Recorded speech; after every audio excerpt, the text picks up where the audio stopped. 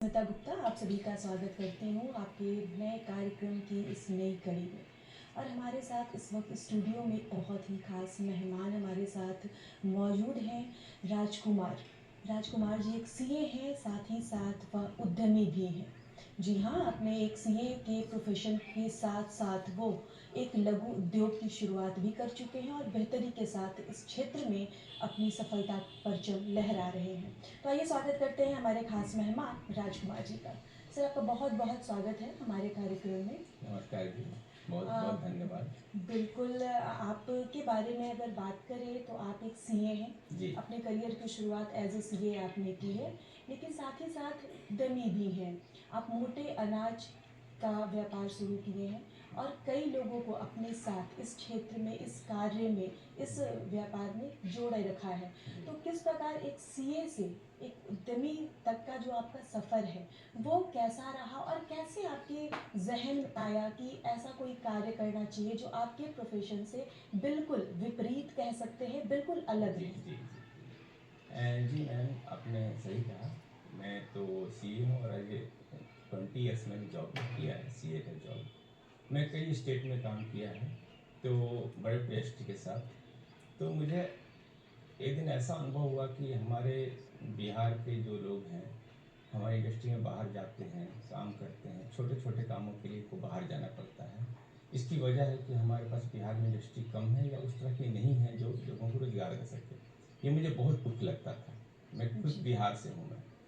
तो मुझे आता था कुछ ऐसा काम कर सकते हैं जो कि हम हमारा लोगों को मैक्सिमम रोजगार मिले और लोगों को दर दर ना भागना पड़े कहीं पर। और दूसरी चीज़ कि जो एक लघु उद्योग के रूप में मैंने स्टार्टअप किया, इसलिए कि छोटे से स्टार्ट करना ही बेहतर होगा। और जब मैंने फूड हमारे पास इसलिए किया कि वहाँ स्वास्थ्य की समस्याएं भी हमारे जो हैं वो दूर होंगी। और ये सबसे निचले स्तर का है, ताकि हम यहाँ से स्टार्टअप अच्छे से कर सकें और सभी को इसके बारे में जानकारी दें। बिल्कुल, बहुत हाँ ज़रूरी है। हाँ, और फूड सभी लोग यूज करते हैं ताकि जनमानस तक पहुँचे। दूसरे है कि किसान हमारे जो हैं बाहर यहाँ से अनाज बेचते हैं, उनको उचित मूल्य नहीं मिल पाता है और उनको मार्केट नहीं मिल पाता है। तो उसको भी ध्यान में रखते हुए हम लोग ने शुरू किया कि उनको आज हमारे किसान कृषि प्रधान हमारा जो बिहार है, इसको भी हम किसानों को भी मिले रोजगार अच्छे, और हमारे साथ भी लोग और भी जुड़े हैं लोग, ताकि उनको भी एक स्टार्टअप करने में सुविधा हो। बिल्कुल, और आज हमें अगर इंडस्ट्री की स्टार्टअप नॉलेज की है। बात करते हैं सर, तो हम भारत सरकार की बात करें, प्रधानमंत्री योजना की बात करें, तो 2015 में कौशल भारत मिशन शुरू किया गया था, जिसका उद्देश्य 2025 तक 40 करोड़ से अधिक लोगों को कौशल प्रशिक्षण देना था। जी जी और आज के समय में अगर बात करते हैं, वर्तमान स्थिति की बात करते हैं, तो कोई भी इंसान अगर उसमें योग्यता है और वो करना चाहता है तो एक उद्यमी बन सकता है। जी और उसे वो सहायता भारत सरकार द्वारा भी दी जा रही जी है। जी जी बिल्कुल। तो आप अगर एक स्टार्टअप कार्यक्रम के बारे में बात कर रहे हैं तो आप अपने स्टार्टअप बिजनेस के बारे में बताएं कि किस तरह के अनाजों का उपयोग आप करते हैं। देखिए, हमारे जो मोटे अनाज होते हैं जैसे ज्वार, बाजरा, मक्का, रागी, तो ये हमारे स्वास्थ्य के लिए बहुत ही लाभदायक हैं। लेकिन हम लोग बहुत समय से हम लोग कम उपयोग होता है या बहुत से लोग इसको भूल भी चुके हैं। जी जबकि हमारा बेसिक अनाज यही हमारे पास था पहले, और धीरे धीरे हम लोग इसको मतलब निगलेक्ट किया या जैसे भी हो, तो हम उन लोग जागरूक करने के लिए ही और अपने स्वास्थ्य के प्रति सचेत रहने के लिए हमने स्टार्ट किया इसको और आगे लोगों तक पहुंचाया।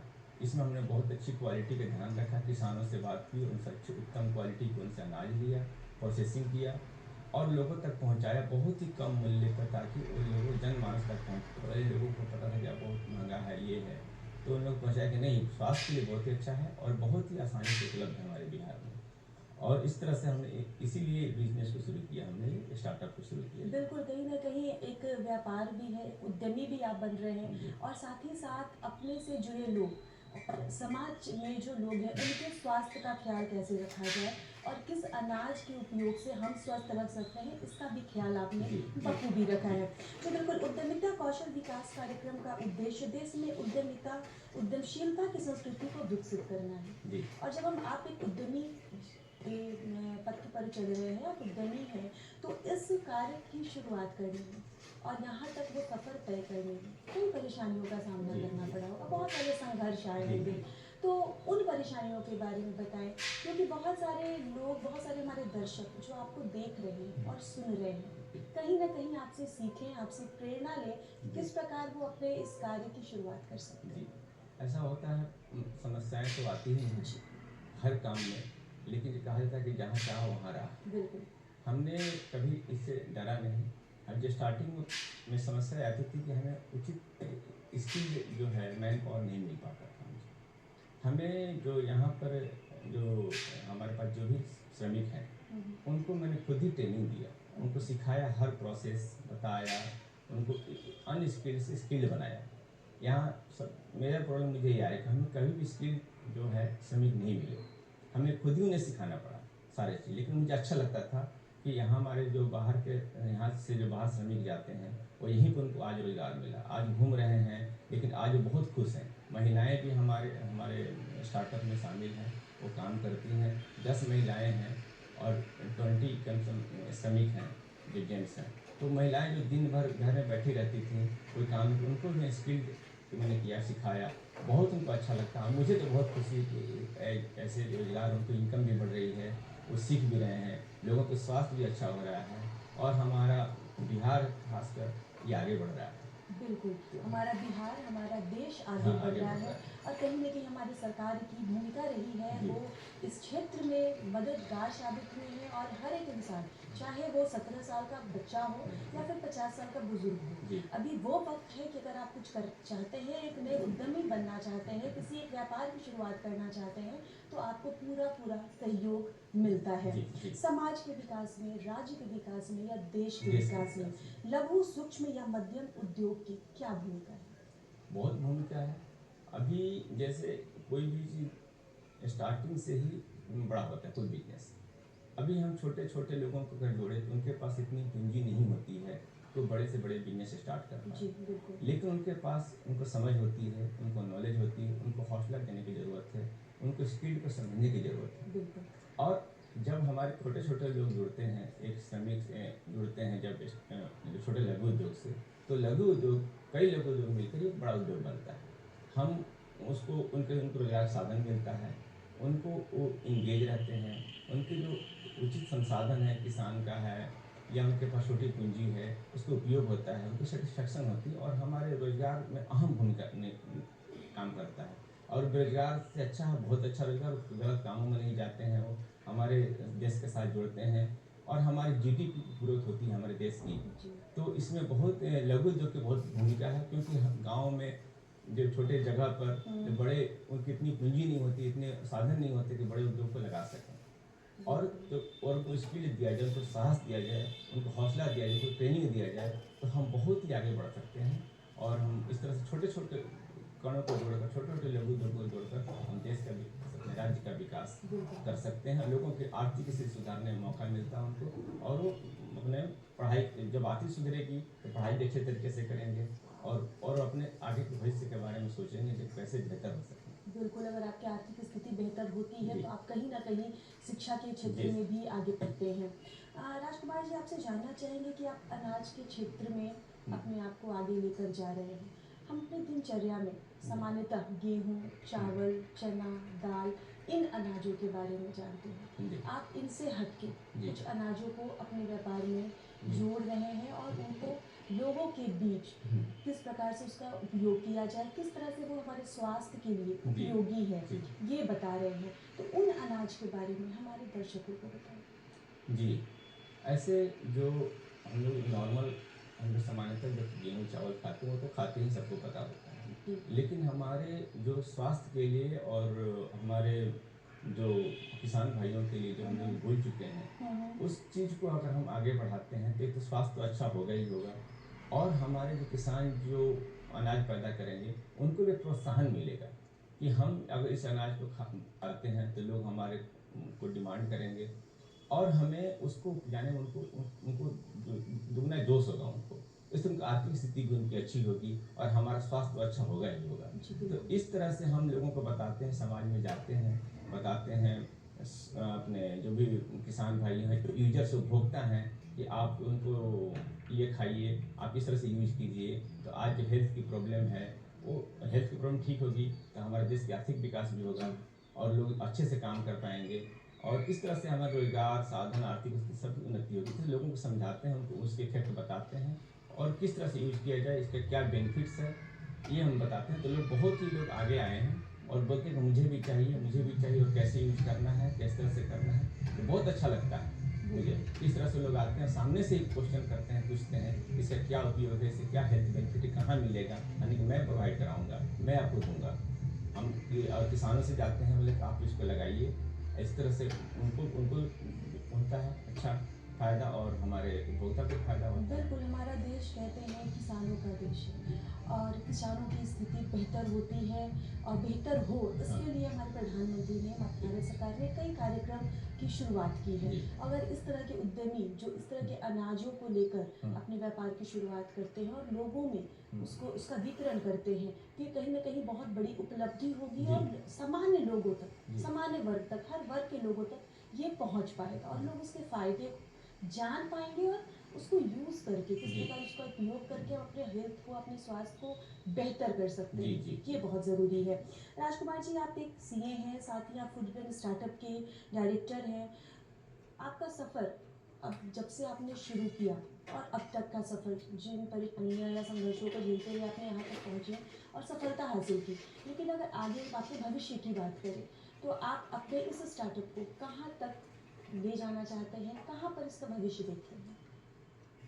जी, मैम बहुत ही ड्रीम बहुत मेरा बड़ा है और इतना ड्रीम बड़ा है कि हम अभी छोटे से बिल्कुल लेवल पर अभी जी। 1 से 2% लेवल पर जितना मेरा ड्रीम है। और कहता है ना कि खुद की सेटिस्फैक्शन सबसे बड़ा सेटिस्फैक्शन होता है। बिल्कुल। हम चाहते हैं कि इस लेवल पे हम अपने जाएं कि आज हमारे जो समुदाय के लोग हैं उनको रोजगार के लिए ना भटकना पड़े। वो खुद उनको इतना ट्रेनिंग दें, प्रोग्राम करें, वो खुद अपने एंटरप्रेन्योरशिप बन जाए उनका ही। देखिए, हमें इस प्रोफेशन से हमें पैसे से ज़्यादा चाहत हमें लोगों के साथ जोड़ने की है। लोगों को बहुत ही अच्छा लगता है जब हम जॉब करते थे, उससे ज़्यादा सेटिस्फैक्शन हमको अभी होता है कि हम लोगों की सेवा कर रहे हैं, लोगों के साथ जुड़ रहे हैं, लोगों को समझा रहे हैं। कई क्या होता है कि लोग भूल जाते हैं उस कड़ी को हम जोड़ने का काम कर रहे हैं। किसानों से लेकर अपने उपभोक्ता से लेकर अपने जितने भी भाइयों हैं उनसे जोड़ने का काम कर रहे हैं और ये बहुत अच्छा है। धीरे धीरे लोग जानते हैं तो इसमें बहुत आज आगे आए हैं। पूछते हैं मैं कैसे रोजगार कर सकता हूँ, मेरे से पूछते हैं आकर। मैं बताता हूँ कि आप बहुत बढ़िया कर रहे हैं, ऐसे कर सकते हैं, ऐसे कर सकते हैं। उनको ट्रेनिंग प्रोग्राम भी मैं देता हूँ। तो इस तरह से बहुत ही अच्छा लगता है करना, काम करना।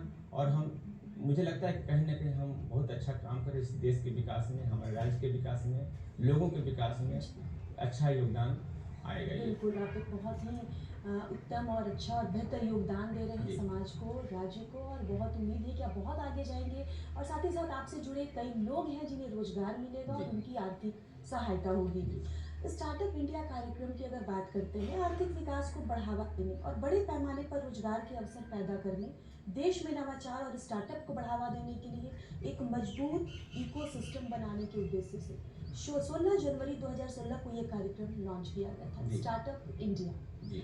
इसका फायदा कितना आपको मिला है? किस प्रकार इसको आप अपने व्यापार में, अपने काम में इस्तेमाल कर रहे हैं? मुझे बहुत ज़्यादा समझने की ज़रूरत नहीं पड़ी क्योंकि मैं इंडस्ट्री से जुड़ा हुआ हूँ। जी। तो मुझे पता था कि स्टार्टअप होता है इस तरह से। सरकार भी सहयोग देती है, ट्रेनिंग प्रोग्राम के लिए भी सहयोग देती है। लोग छोटे पूंजी की जरूरत हो तो भी सरकार सहयोग देती है ना। तो इस तरह के मुझे बहुत ज़्यादा ट्रेनिंग लेने की जरूरत नहीं पड़ी, लेकिन क्योंकि इंडस्ट्री से जुड़ा हुआ था मैं। लेकिन मैं ये जो स्टार्टअप किया, मैं अपने ही से स्टार्ट किया। मतलब अभी तक मुझे आगे की ज़रूरत नहीं पड़ी, लेकिन अभी हम सरकार से जो सहायता होगी वो हम लेंगे और जो भी ज़रूरत पड़ेगी, चाहे ट्रेनिंग की ज़रूरत पड़ेगी, चाहे वित्तीय की ज़रूरत पड़ेगी। लेकिन अभी तो मैंने अपने ही से शुरू किया है स्टार्टअप और मुझे अच्छा लग रहा है। और लोगों को ट्रेनिंग आप इस तरह से सरकार से जुड़ सकते हैं, है ना। और उनको ट्रेनिंग प्रोग्राम कैसे करना है, कहाँ जाना है, किस तरह से करना है। तो मुझे बहुत ज़्यादा संघर्ष नहीं करना स्टार्टअप को जानने के लिए, क्योंकि मैं इंडस्ट्री से जुड़ा हुआ था। तो और लेकिन इसको यूटिलाइज कैसे करना है, और मैं अपने जब स्टार्टअप किया तब यूटिलाइजेशन कहा जाता है कि जब नॉलेज के साथ यूटिलाइजेशन भी बहुत जरूरी है। जब आपको बहुत नॉलेज और यूटिलाइजेशन नहीं करते, उस नॉलेज का मतलब नहीं है। तो उसी तरह से मैंने जो नॉलेज तो मेरे पास थी, लेकिन यूटिलाइजेशन कभी नहीं किया। अब जाके स्टार्टअप किया तो मुझे यूटिलाइजेशन किया, तो मुझे लगता है कि हाँ, विद्या के साथ साथ नॉलेज के साथ साथ स्पेशलाइजेशन भी है, तो बहुत ही अच्छा लगता है और लोगों को भी जानकारी देते जी हैं। बिल्कुल, भारत सरकार ने हर सामान्य वर्ग, हर वर्ग के लोगों के जी। लिए कई कार्यक्रम बनाए हैं और कई बार हमें अपने इन अधिकारों के बारे में जानकारी नहीं होती। अब बिल्कुल हाँ, आपने सही कहा कि कई बार हम थ्योरी बहुत कुछ हाँ, पढ़ते रहते जी, हैं, लेकिन जब तक प्रैक्टिकल ना हाँ, करें, नहीं ना उसके करें, बारे में संपूर्ण जानकारी हाँ, हमें प्राप्त नहीं नहीं हो होती और पाती है। जी, यूटिलाइजेशन उसका नहीं है। बिल्कुल। हाँ, राजकुमार जी, आप एक सफल उद्यमी हैं, आप नौकरी से इस क्षेत्र में आए हैं। अगर हम एक उद्यमी की बात करते हैं तो उनके लिए सबसे महत्वपूर्ण कौन सा कौशल होता है जो एक उद्यमी की सफलता के लिए बहुत ज़रूरी है? उद्यमी की सफलता के लिए सबसे पहले उनको जो भी काम कर रहे हैं, उनको दूरदर्शिता होनी चाहिए कि हम क्या करने जा रहे हैं और इसकी हमारी जो मुकाम है कहाँ तक की है। जी। और हमें उसके बाद इस करने के लिए उनको सबसे पहले साहस की बहुत ज़्यादा ज़रूरत होती है। कई बार हमें बहुत अधिक नॉलेज होता है, हम काम करते भी हैं लेकिन उनको साहस नहीं होता है। साहस होता भी तो उनको उचित जानकारी नहीं होती करें कैसे। तो साहस बहुत ज़रूरी है, दूरदर्शिता का होना बहुत ज़रूरी है और इस काम को करने के लिए क्या-क्या टेक्निक होना चाहिए, कैसे जी। करें, कहाँ जाएँ, जी। ये ज़रूरी है। हमारे देश में कोई मतलब कि किसी की नॉलेज की कमी नहीं है। बहुत लोग जानते हैं अच्छे करें, लेकिन कैसे शुरू करें, कहाँ से शुरू करें, कब करें, कैसे करें, इसकी जानकारी ही उनको जो कमी होती है, इसके चलते नहीं शुरू कर पाते हैं। तो हमारी सरकार ने जो स्टार्टअप योजना शुरू की, उसको यही बताया गया कि आपके अंदर जो स्किल है, उसको कैसे आप डेवलप कर सकते हैं, किसमें आपका मन लगता है, कैसे आपको कहाँ जाएँ, किस रोज़गार को करने के लिए कहाँ जाएँ। यही स्टार्टअप में बताया गया। स्टार्टअप भारत सरकार का यही मूल उद्देश्य था कि हर लोग सरकारी नौकरी के पीछे मतलब भरोसा न रखें और उनके पास जो स्किल है, वो स्किल का उपयोग करें और आगे बढ़ें। बिल्कुल। और इसी तरह-तरह की विभिन्न तरह की ट्रेनिंग दी गई इस कौशल योजना में हम्म। कि जो जिस लेवल पे है, हर कोई पढ़ा-लिखा नहीं है, अगर छोटा भी काम जानता है तो करे, बैठे ना रहें जी। और देश के आर्थिक विकास में योगदान दें। बिल्कुल। तो यही चीज़ बताया गया और हम भी बताते हैं जितना तक मुझे जानकारी हम भी बताते हैं लोगों की इस तरह से आप शुरू कर सकते हैं, जुड़ सकते हैं। जो आज आप घर में बैठे हैं और दूसरे सरकारी नौकरी का इंतज़ार कर रहे हैं, आपके अंदर स्किल है, आपको पता नहीं है आपके अंदर स्किल है, आपको थोड़ी सी समझाने की ज़रूरत है, शिक्षा देने की ज़रूरत और साहस की ज़रूरत है और दूरदर्शिता का होना ज़रूरी है ताकि बहुत अच्छे से हमारे देश में बहुत अपॉर्चुनिटी है। हमारे देश में इतनी अपॉर्चुनिटी कि हम उसको उपयोग नहीं कर पाते जी। हैं। जी। लेकिन कौशल विकास योजना जब शुरू हुई है, बहुत छोटे-छोटे लोग जो नहीं जानते थे, वो काम शुरू कर रहे हैं और हमारा देश आगे बढ़ रहा है। जी, बिल्कुल, हमारा देश आगे बढ़ रहा है और जैसा कि हमने कहा कि एक वक़्त था कि हुँ, अगर पिता का व्यापार है, तो बेटा उस हुँ, व्यापार को आगे लेकर जी, जाएगा। अगर माता-पिता को ये लगता था कि अगर हमारे बच्चे पढ़ाई में बहुत अच्छे हैं, तो वो हाँ, सरकारी नौकरी में हाँ, जी, जाएँगे या फिर वो व्यापार करेंगे। हाँ, लेकिन अब वो वक़्त बदल चुका जी, है। जी, अब आपके अंदर अगर स्किल है, हुँ, टैलेंट है, योग्यता है हुँ, और करने की चाह है, जी, तो आप किसी भी उम्र में एक उद्यमी जी, बन सकते हैं बिल्कुल, और बिल्कुल, सफलता को प्राप्त कर सकते हैं। बिल्कुल, जी। अ, अगर आप बहुत सारे लोग जो आपसे जुड़े हुए हैं, जिन्हें आप रोज़गार देते हैं, हुँ, तो आपने कोई ऐसी ट्रेनिंग कार्यक्रम भी शुरुआत की है जिससे कि लोगों को ट्रेन किया जाए? क्योंकि हर एक लोग जो आपसे जुड़े होंगे, ज़रूरी नहीं है कि उन्हें भी अनाज के बारे में, अनाज की हुँ, गुणवत्ता के बारे में हुँ, पूर्ण जानकारी हो। हुँ। तो किस प्रकार से आप उन्हें ट्रेंड करते हैं जो आपके साथ कार्य करते हैं? उनको पहले काम करने से शुरू करने से पहले उनको सभी अनाज के बारे में बताते हैं। हुँ। क्या है, किस तरह से आप शुरू कर सकते हैं जी। और उनकी पहचान बताते हैं, क्वालिटी की हुँ। ट्रेनिंग देते हैं, है ना? किस तरह से लेवल पर आप आकर इसकी क्वालिटी पहचान पाएँगे, उनको ट्रेनिंग देते हैं। देखिए ट्रेनिंग एक जो है ना, ट्रेनिंग देने वाले के ऊपर डिपेंड करता है। आप कैसे किसी को शिक्षा देते हैं, क्या ज्ञान देते हैं, हर व्यक्ति के पास नॉलेज होता है। बिल्कुल। अगर उनको सही तरह से ट्रेनिंग उनको प्रिपेयर किया जाए, तो हम किसी भी जो अनस्किल्ड जो हमारे पास श्रमिक हैं, उनको हम बुलाकर ट्रेनिंग देते हैं और वो 2-4 दिन या 1 हफ्ते में ही वो काम करने लायक हो जाते हैं। तो इस तरह से हम उनको ट्रेनिंग देते हैं, महिलाओं को, जो श्रमिक हैं उनको कैसे काम करना है और क्यों करना है। आपको रोज़गार मिल रहा है, आपके परिवार तरक्की की ओर जा रहा है, आप देश में योगदान कर रहे हैं और आपको कहीं जाना नहीं पड़ रहा है और आप बेरोज़गार से बाहर बाहर निकल रहे हैं। इस तरह से हम जी। सबको ट्रेनिंग देते हैं और उनको भी बोलते हैं कि निचले आप सबॉर्डिनेट को भी ट्रेनिंग दें। जिस तरह से मैंने आपको ट्रेनिंग दी, बिल्कुल। आप अपने सबॉर्डिनेट को बताओ, एक-दूसरे से जुड़ें और दूसरे को बताएँ। जी, चाहे बिल्कुल। मार्केटिंग का क्षेत्र हो, चाहे प्रोडक्शन का हो एरिया हो, चाहे मार्केटिंग डिस्ट्रीब्यूशन का एरिया हो, हम सभी व्यक्तियों को ट्रेनिंग देते हैं और बताते हैं कि इस तरह से आप काम करें और जुड़ें और इस तरह से आप आगे बढ़ें। जी, बिल्कुल। अ, आप जिस अनाज को लेकर कार्य कर रहे हैं, जिस अनाज के बेहतरी के लिए किस तरह से उसका उपयोग किया जाता है, जी। इन अनाजों में कौन-कौन मुख्यतः शामिल हैं? हुँ। साथ ही साथ अगर आपके बाज़ार की बात करें, आपके मार्केटिंग की बात करें, तो क्योंकि आपने ये शुरुआत बिहार से की है, तो जी। बिहार के बाहर किन राज्यों में आप इन अनाजों का व्यापार करते हैं? कहाँ तक ये पहुँच पाता है? जी। बिहार के बाहर भी हम इसका सब करते हैं। जैसे हमारे बैंगलोर में जाता है प्रोडक्ट, जो भी हम ज्वार बाजरा वगैरह बनाते हैं, ये जाता है, मिलेट का प्रोडक्ट बैंगलोर में जाता है, झारखंड में जाता है। राजकुमार जी, यहाँ रुकना चाहेंगे। मिलेट के बारे में जी। आपने बताया। मिलेट किस प्रकार का अनाज है? इसके बारे में हमें दर्शकों को जी। विस्तार से बताएँ और इसका उपयोग किस तरह किया जाता है अपने जी। खाद्य के जी। रूप में और इसके क्या फ़ायदे हैं? जी। हमारा जो मिलेट है ना, मिलेट का हिंदी नेम है बाजरा। ओके। बाजरा है, ज्वार है। एक ये अनाज जो होता है, जैसे गेहूँ होता है, पैदा होता है खेतों में, उस तरह से एक अनाज होता है। इसमें सबसे अच्छा है कि इसमें ग्लूटेन फ्री होता है ये, और हमारे पास इसमें जो प्रोटीन की मात्रा होता है, कैल्शियम की मात्रा होता है, बहुत ज़्यादा होती है। और इस तरह से हम हमारे जो फाइबर युक्त होता है ये अनाज, ताकि हमारी पाचन शक्ति हमारी अच्छी रहे और बहुत आसानी से डाइजेस्ट हो जाए। जनरली क्या होता है कि आज मतलब लोग धीरे धीरे भूलते भूलते लोग अच्छे फ्राइड वगैरह खाना खाते हैं, इनका इनका स्वास्थ्य बिगड़ता है उनका, फिर डॉक्टरों के पास जाते हैं, उनको बताते हैं किस तरह से आप अपने स्वास्थ्य को बचा सकते हैं। और इसको बाजरे की रोटी होती है, ज्वार का रोटी होता है, इस तरह से आप भोजन में आप प्रतिदिन इसको इंक्लूड कर लें, जी। और धीरे धीरे धीरे आप इंक्लूड करें तो आप देखेंगे बहुत फ़ायदा होगा आपको, क्योंकि फाइबर युक्त अनाज होते हैं, इसमें कोई कार्बोहाइड्रेट नहीं होता है, और अच्छे तरीके से इसमें कैल्शियम, आयरन और फाइबर की मात्रा बहुत ज़्यादा होती है, जो कि हमारे पास बहुत इसके लिए बेनिफिशियल। पहले बेनिफिट के बारे में बताते हैं, उनका लाभ के बिल्कुल, बारे में, बिल्कुल। तभी उनको कैसे यूज करना है। क्योंकि जनरली ये इसके दलिया भी बनता है ज्वार बाजरे का, रोटी के रूप में उपयोग करते हैं हम लोग। तो इस तरह से हम इसके भोजन में अपने इंटेक करते हैं जो ये। जी। तो अब ये धीरे धीरे लोग जानने के बाद लोग काफ़ी लोग इसमें जागरूक हुए हैं, और जब लोग जागरूक हुए हैं, उपभोक्ता जब जागरूक है, तो किसान भी जागरूक हो गया। बिल्कुल, किसान बिल्कुल। को जहाँ पर सप्लाई मिले, जी। तो किसान भी बहुत खुश थे कि पहले हम लोग इस अनाज की माँग हो हाँ, रही है। मांग हो रही है। हुँ। तो अनाज तो बहुत सारे हैं, लेकिन हमारे पास मिलेट्स जो अनाज है ना, ये हमारा पारंपरिक अनाज है, ये बहुत पहले से हमारे भारत में है। ये कोई नया नहीं है, कोई बाहर से नहीं लाया हमने। तो हमारे पास इसको जस्ट एक हिडन हो गया था, लोग कम यूज करते थे, तो किसान भी कम पैदा करते थे।